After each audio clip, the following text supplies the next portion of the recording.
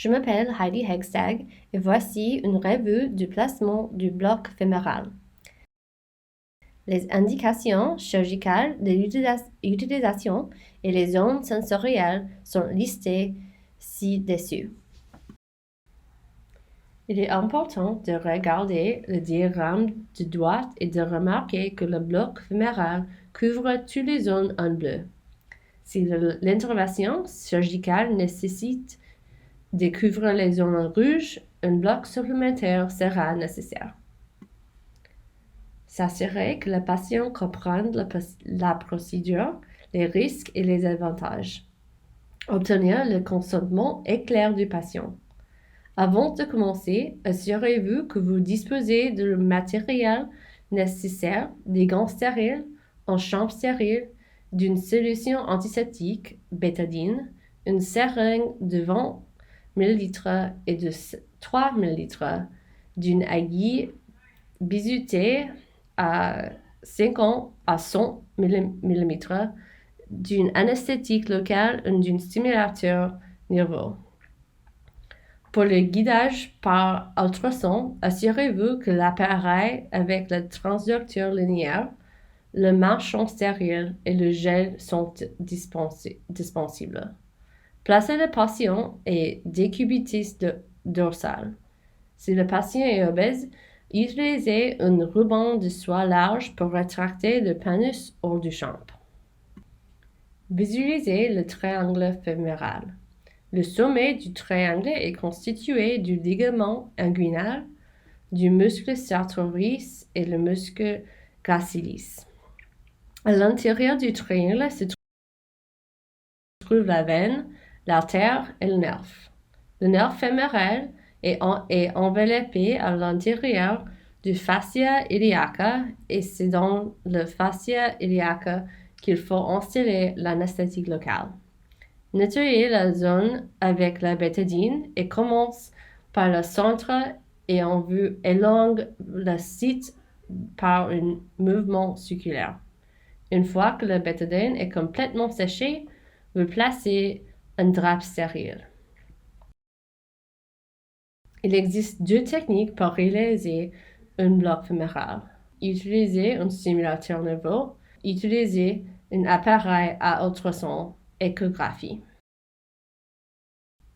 Avec votre main non dominante, palpez l'artère fémorale et sentez le pouls. Continuez à palper le pouls fémoral et fur et à mesure que vous vous élonguez du pli fémoral. En isolant le pouls, vous arrivez à 1 cm de la partie distale et 2,5 cm à la partie latérale. Ce sera le site d'injection de votre bloc. Allumez le stimulateur nerveux à partir de 1 mA. Placez votre aiguille à un angle de 45 degrés. Dirigez l'aiguille en direction céphalique et à l'opposé de l'intérieur. Commencez plus latéralement et allez progressivement vers le milieu. Vous devez sentir l'aiguille traverser le plan facial. Le pop ainsi que le retour d'information du stimulateur nerveux permettent de vérifier la position de l'aiguille. Une fois que vous avez atteint la zone et vous voyez des sécusses, vous devez baisser le stimulateur nerveux et les sécusses doivent diminuer lentement jusqu'à ce que vous atteigniez à 0,3 mA et que les sécusses s'arrêtent. À ce moment-là, aspirez pour vous assurer que vous n'êtes pas dans le système vasculaire. Si aucun sang n'est aspiré, installez 5 ml d'anesthétique locale. Aspirez à nouveau et installez 5 ml d'anesthétique locale. Poursuivre ce processus jusqu'au 20 ml d'anesthétique locale a été injecté.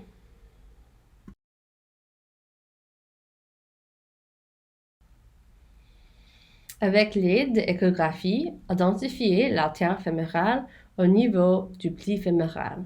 En général, l'artère fémorale et l'artère profonde de la cuisse sont deux visibles. Le nerf fémoral est latéral au vasus est couverte par le fascia iliaca. Il est généralement de forme triangulaire ou ovale. Le nerf est enveloppé par 2 couches de fascia iliaca et peut être visualisé à profondeur à 2 à 4 cm. Pour identifier le nerf fémoral, il est préférable d'incliner la transducteur en direction céphalique ou caudale. Ce permet de distinguer le nerf de arrière-plan. L'application d'une pression sur le transducteur optimise également l'image. Il est préférable de visualiser le nerf puis de relâcher la pression avant l'injection de anesthésique local. Placez le transducteur transversalement sur le pli fémoral au-dessus du pouls de l'artère fémorale. Placez dans la direction latérale à médiale afin d'identifier l'artère. Identifiez les principaux points de repère. Il est important de noter qu'il n'est pas garanti que l'anatomie soit reproduite comme les manuels. Dans certains cas, la veine peut se trouver au-dessus de l'artère au lieu d'être à côté d'elle, ou l'artère peut se trouver au-dessus de la veine. Il est impératif de faire preuve d'une extrême prudence lorsque l'identification des points de repère avant l'injection. Le nerf fémoral doit se situer latéralement par rapport que l'artère et la veine. Voici quelques exemples d'échographie montrant que la vascularisation peut être différente de ce qu'on le voit dans le manuel. Dans le premier exemple, vous pouvez voir qu'il y a une vascularisation supplémentaire.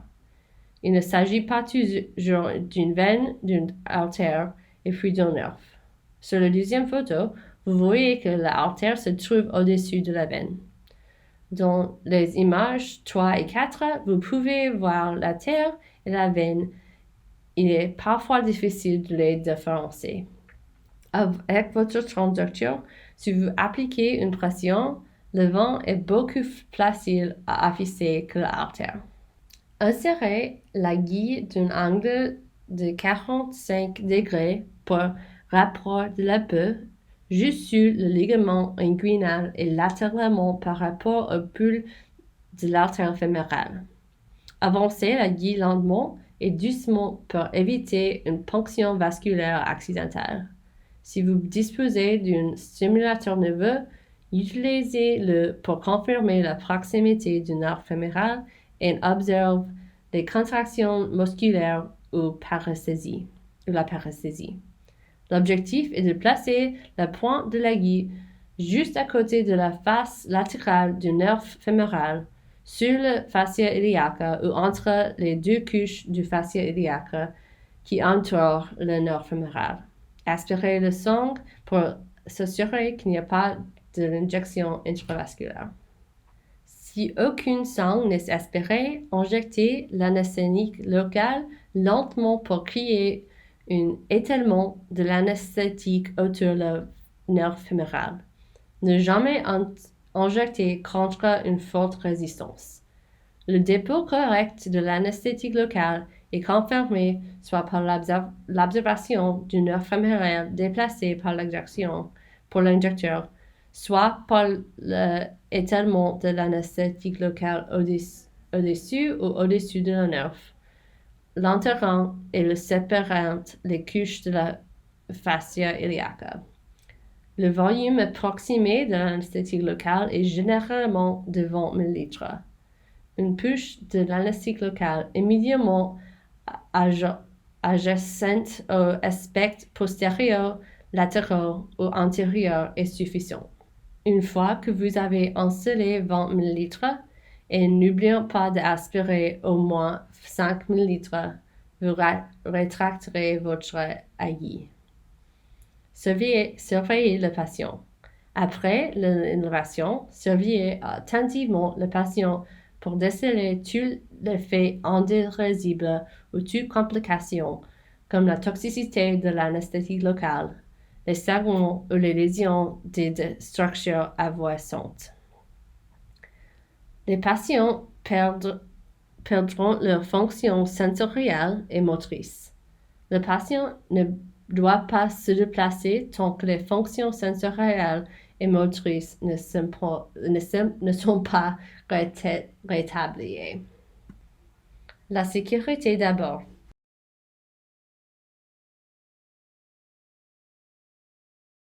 Il est très important que lorsque vous utilisez l'échographie, vous preniez le transducteur et que vous puissiez voir la guie entrer par le côté latéral et se diriger vers le nerf.